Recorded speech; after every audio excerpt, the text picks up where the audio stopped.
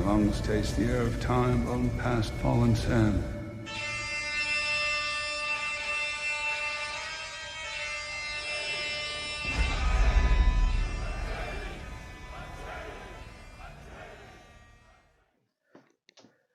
Greetings. Just wanted to do a quick one about axes, specifically training axes. I own this one from Fader Arms. It's a rubber-headed axe on a nice hardwood shaft. I've been practicing with. Now, if you want to get one, obviously you can buy one, or if you want to try it out without having to actually buy your own, you can make one, which is what I did. This is the Jank axe that I did a practice video with. Where me and 6-0 HEMA were fighting with it, and we threw it across the room a few times. I'm going to show you how to make one of these today. It's dead easy. Well, welcome to my workshop. It's just a bit of outside patio today.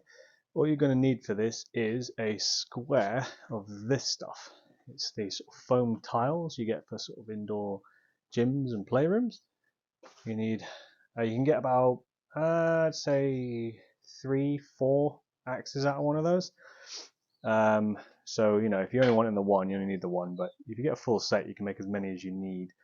You're going to need something, a piece of wood for your haft. So this one here is around 56 centimeters for the actual practice axe I bought. So I just cut some, I had some sort of hardwood pole, sort of like boat hook pole, which I've used for most of them, but I also just have this, it's sort of fairly sturdy broom handle material. Try and get ones that have as straight a grain as possible. So yeah, these lines are sort of running all the way down. That'll be give less points for it to shear on. So yeah, just cut that to about the same length, maybe longer, maybe shorter, depending on how you want it. So a bit of wood, that'll act as your haft. And then you're going to need a pen. You're going to need some spray adhesive. Heavy duty carpet stuff works. Buy heavy duty carpet stuff works. That's fine. And chuck that down. I'm going to be using another mat to work on, just because this stuff is foul and it will absolutely like gunk up everything. So you don't want that. Obviously, if you've got a broom handle, you're going to need to cut it to length, so a saw. I'm going to be attaching a lanyard to mine, so drill. There's an appropriate sized bit and paracord. And that's pretty much all you need, really, because, oh, and the other most vital thing, duct tape. Lots of it. So cool, I'm going to quickly show you how I do it, and then, I mean, it's not hard, honestly, it's idiot proof. So, take a piece of this, excuse me, everything.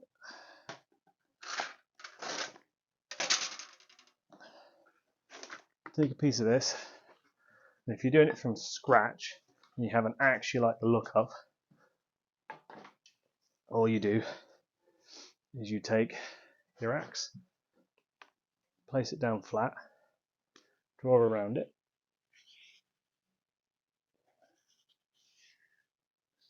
and flip it over, try and keep it straight as possible.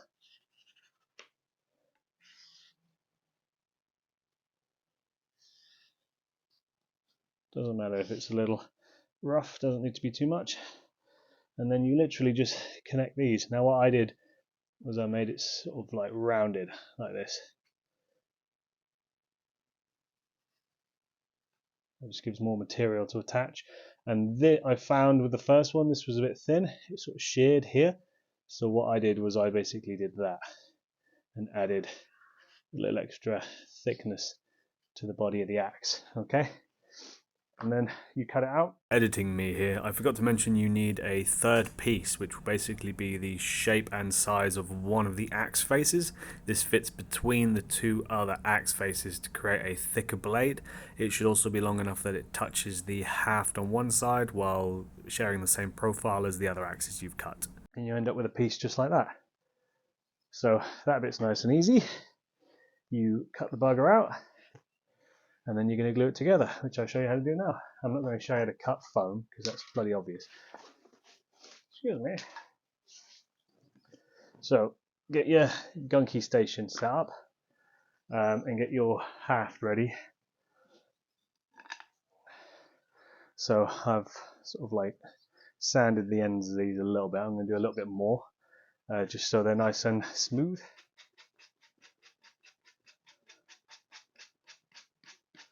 Okay, sorted. Right, so all you do, get heavy duty spray, get a good old shake. You coming in or out, mate? I'm about to start spraying. Going in? Good. Good boy.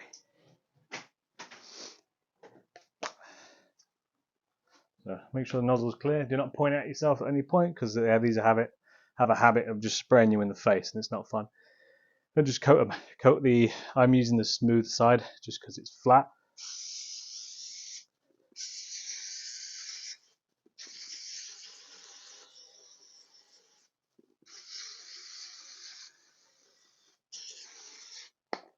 Then just flip that one.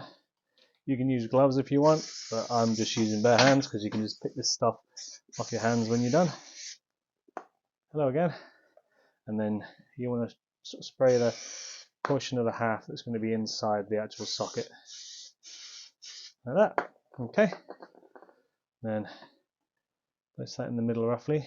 Leave a few mil at the top just because then there's something to squish if someone strikes you forwards. And then this piece, this glue takes a little while to dry, so it's still quite wet. Place that about there. So we'll give that a minute to get tacky, and then we'll stick it. Alright, cool. It's going to start getting sticky. I forgot to mention at the beginning, I hope you haven't been following along up to this point, because you're going to need some clothes pegs for this next bit. Just a cheap and cheerful variety.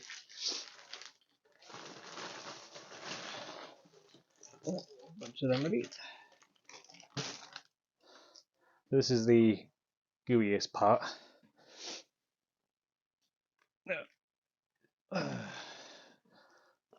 So now it's getting quite tacky. You can start sticking everything together. Okay, so peel him off. Put him where we want him. Like that. Okay. So you join the ends together so they're pretty much lined up as best you can get them. Doesn't matter too much. Like this one. I've left a little bit of space to accommodate for the new haft, but I think I may have left a little bit too much. So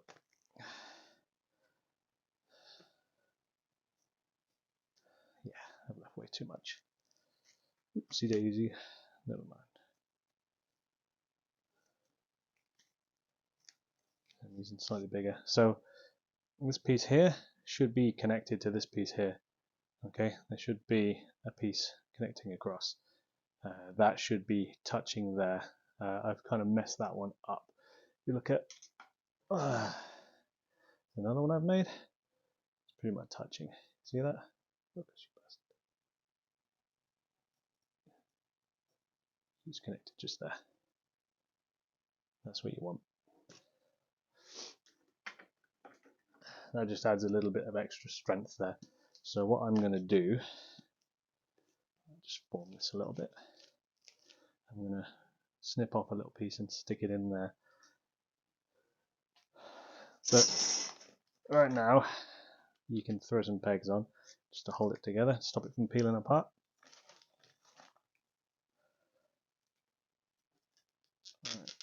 Right.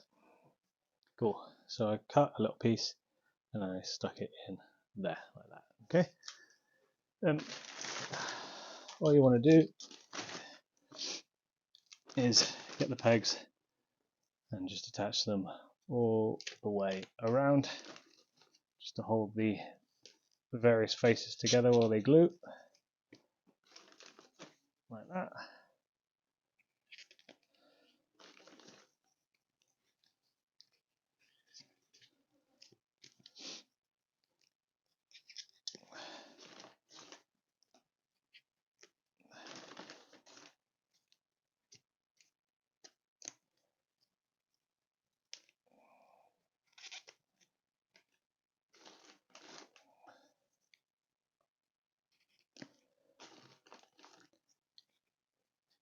Okay, and then you leave that to dry. And once it's dried, you should be able to just take all the pegs off, and it won't delaminate. It should all be stuck together nice and proper. Okay, so that's ready to go. And all you need to do now is absolutely coat the damn thing with duct tape. And you end up with this. Okay, so the way I've done this is essentially wrapping around that bit there a lot, and then you want to wrap it crosswise as well. You're basically trying to reinforce this piece here, because my original one tore here. It's split there. Okay, so I'm just reinforcing the hell out of that, and because I added extra pieces of foam in here and stuck them to the wood itself, that should now be pretty well reinforced. If you look, it's pretty damn flexible in the horn as well, and then the hook, but then you come here, it's really quite solid. Okay, and that bit is squishy too, so you can push into someone in the gambeson, they'll be fine. Okay, so that's it made. Next bit, you drill a hole like that. That's all you need, and then you can attach a lanyard. So on my Fader Arms one, I made this one. It's essentially one loop. This main piece is one loop with a knot at the bottom and a knot at the top. Slide your wrist through there, and this is called a cobra knot. It's a type of paracord knot. Zoom. Oh, focus, you fucker. Sweet. Right. And that